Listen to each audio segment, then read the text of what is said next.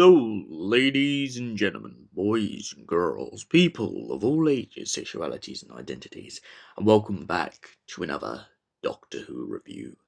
And as we've had Wishworld recently, I thought it was only right to make a Doctor Who review on Omega, or as he's better known, Omega. So, who me old Chinas is Omega? Well, Omega was a figure from Time Lord history, who was long forgotten. He created time travel. He helped the Time Lords travel throughout the vortex. But what happened to him? And what is the tragedy? Well, that's what this video is all about. Omega, Rassilon, and Tecteum. Back in the old days, Omega and Rassilon had a plan that they wanted to hatch. They were going to use a colossal star in order to be able to help the Time Lords travel throughout time and space. And so Omega constructed a device big enough and powerful enough to enhance this. This device becomes part of the Untempered Schism, and with the help of a fellow engineer named Artron, who we'll talk about in another Doctor Who video, Artron helps them be able to harness this power. But in the process, Omega gets chucked into a black hole, as Rassilon doesn't believe him to be of any use anymore. Artron has the same fate, but Artron is kind of lost to time for a while. However, Omega has found himself in an antimatter universe.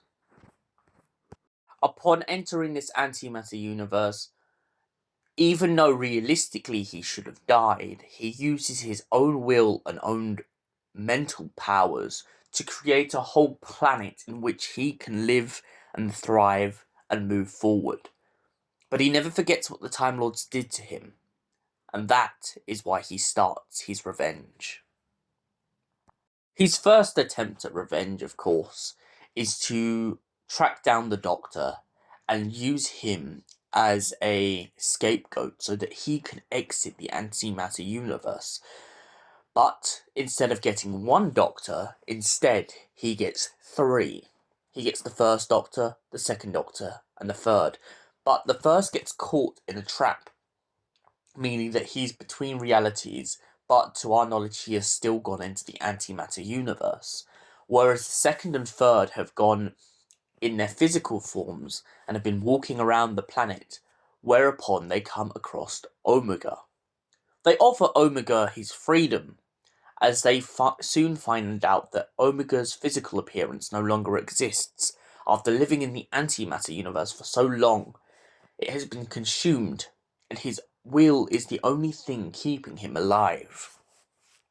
Omega refuses their help, leaving the Doctor and the second Doctor, the third and the second Doctor, to break a force field, trapping Omega in the antimatter universe once and for all. But this is not the end of Omega. He is still out there, and he has plans being hatched. Omega's second attempt in the Arc of Infinity sees him put the Doctor on trial to be executed. Elsewhere, Tegan's cousin, in a hostel who has gone missing, seems to have been taken under the influence of Omega. Whilst the Doctor is on trial, though, upon his execution, the Doctor gets trapped in the Matrix instead of being disintegrated, meaning that this was all part of Omega's plan in the first place. Omega then reveals himself to the Time Lords, telling them that he has planned this all along, and that instead he needed the Doctor to be trapped in the Matrix so that he could build himself a living, breathing body. But upon using this body and becoming like the Doctor, he finds himself in a state of unawareness. The Doctor finally tracks down Omega and shoots him with an antimatter ray, sending him back into the antimatter universe. The fifth Doctor also meets Omega once again when a space cruiser tour starts flying towards the black hole in which Omega was told to have been sacrificed to a star. The story is told of how Omega was sacrificed, but it's not told in a way that is appreciated to Omega's cause. Instead, it's more told in a lie, as if he sacrificed himself for all of Gallifrey and for them to have time travel.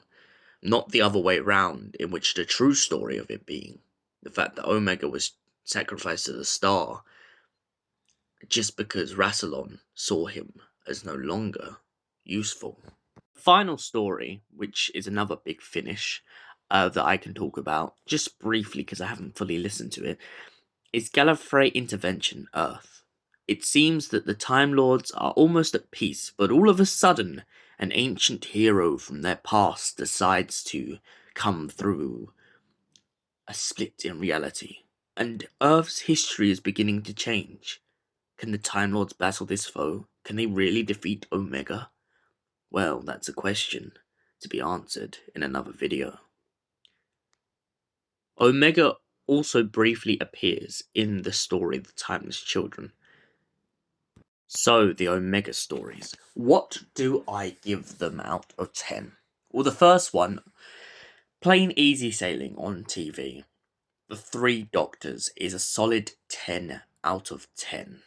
It's got great storytelling, it has a great backstory, and most importantly, it does make you kind of fear Omega because of the idea of this guy being so powerful, so brutal, that he could in fact become a god.